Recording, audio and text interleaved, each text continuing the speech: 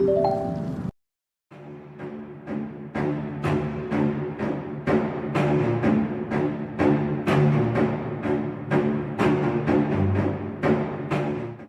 a world where threats shift faster than borders, one mission remains hidden beneath layers of secrecy sealed behind red-stamped files labeled classified. This is the untold story of Operation Silent Spear, one of the most covert operations ever undertaken by the Kenya Defense Forces. Deep in the heart of Central Africa, a region fractured by conflict and instability, KDF deployed a unit that, on paper, never existed. Their task: dismantle heavily armed rogue militias, protect vulnerable civilian populations caught in the crossfire, and secure the region from a rising tide of insurgent violence that threatened to spill across borders.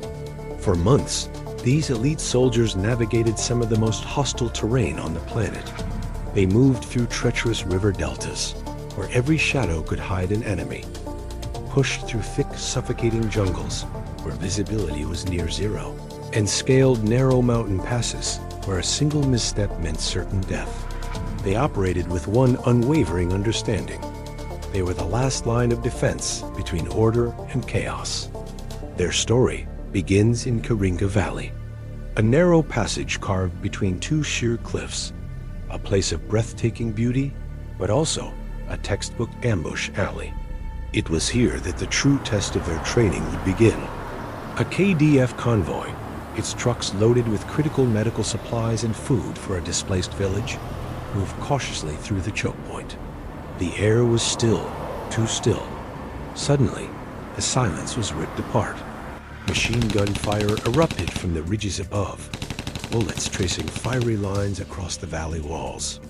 Insurgents, expertly hidden in fortified positions, had sprung the trap. Rocket-propelled grenades slammed into the ground, sending plumes of dirt and shrapnel into the air. The ambush was perfectly calculated, sudden, incredibly violent. But the response was pure, unadulterated discipline.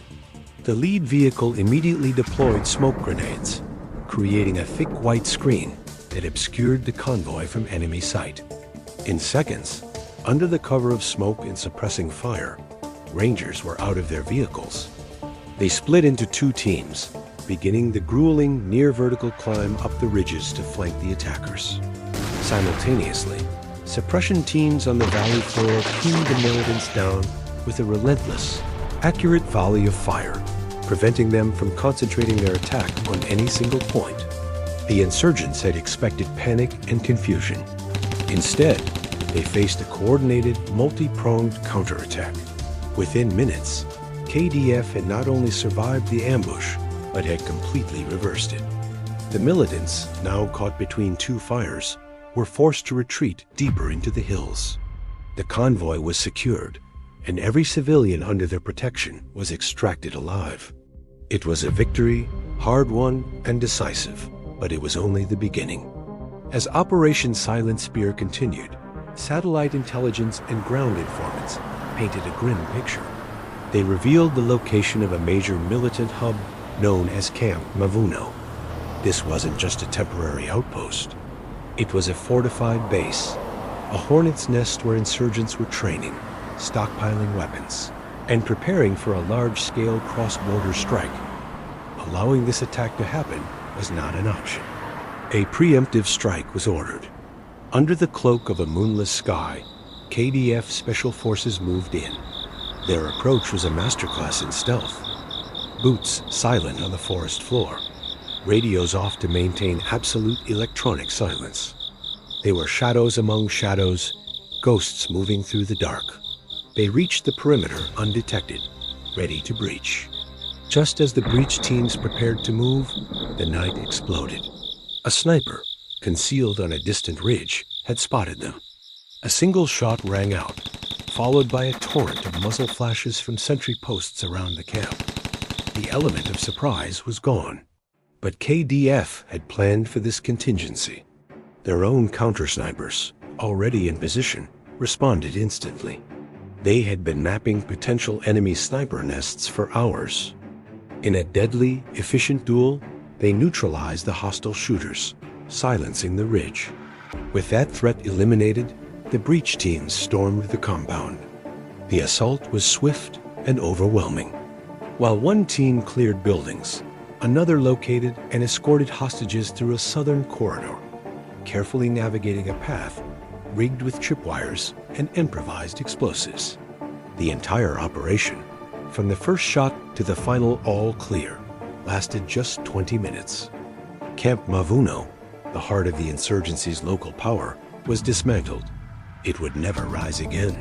Weeks later, the mission shifted to a riverine environment.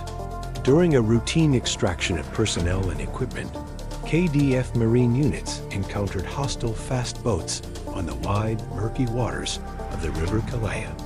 The enemy, using small, agile skiffs, attacked at high speed, firing from improvised gun mounts. In seconds, the tranquil river became a chaotic battlefield of crashing wakes, ricocheting rounds, and churning water. The KDF commander knew a conventional retreat was impossible. It would expose their rear to concentrated fire. So he improvised. He ordered a rare and dangerous maneuver, a reverse assault formation. The rear boats of the KDF convoy immediately opened up with heavy suppressive fire, forcing the enemy boats to slow down and scatter. At the same time, the front vessels executed a tight, perfectly synchronized loop, turning back towards the attackers. Together, they formed a V-shaped crossfire kill zone, catching the enemy in a deadly envelope of fire from multiple angles. The aggressive maneuver completely overwhelmed the attackers. The enemy boats were neutralized one by one before they could ever close the distance. This daring tactic was later recorded in after-action reports as a near-perfect maneuver executed under extreme pressure. But the battlefield wasn't just confined to the dense jungles and raging rivers of the continent's interior. Far from it. Another critical, yet often overlooked, team stood guard not on land, but across the vast, silent waters of the Indian Ocean. Here, the Kenya Navy and Kenya Maritime Authority units maintained a constant, unwavering vigil over the nation's extensive maritime borders. This was Kenya's silent shield. Every night, their radars sweep the dark, empty horizon. Every morning, patrol ships cut through the calm waters, watching, listening, and ready to intercept. Their mission is relentless and multifaceted. They guard the major shipping routes vital to the global economy. They protect local fishermen who have been threatened by pirates. They secure the nation's offshore economic zones and disrupt human and narcotics trafficking corridors that fund terror. The ocean, so often ignored in conversations about national security, became a front line that saved Kenya from countless threats before they ever reached the shore. One night, intelligence signals flagged a suspicious dhow drifting aimlessly into Kenyan waters. It was suspected of trafficking arms to the very same inland militias that Operation Silent Spear was fighting. A reckless engagement could have resulted in the dhow being scuttled, its evidence lost to the sea. Instead, the Navy executed a textbook soft intercept. Multiple Kenya Navy ships moved to strategically box the vessel in, cutting off all escape routes without firing a single shot. Under the cover of darkness, a specialized boarding team moved in silently. The crew was secured, the cargo was seized, and the evidence recovered exposed a significant part of the financial network that was funding the violence inland. From the tangled forests of Central Africa to the raging rivers of conflict, and out to the silent, endless waters of the Indian Ocean, the Kenya Defense Forces continue a mission the world will never fully see. They operate in the shadows, far from the headlines, driven by duty and a commitment to protect. These classified files may record the battles, but it is history that will forever remember their sacrifice. Thank you for watching. If you found this story compelling, please like, share, and subscribe for more untold stories from the front lines. Stay safe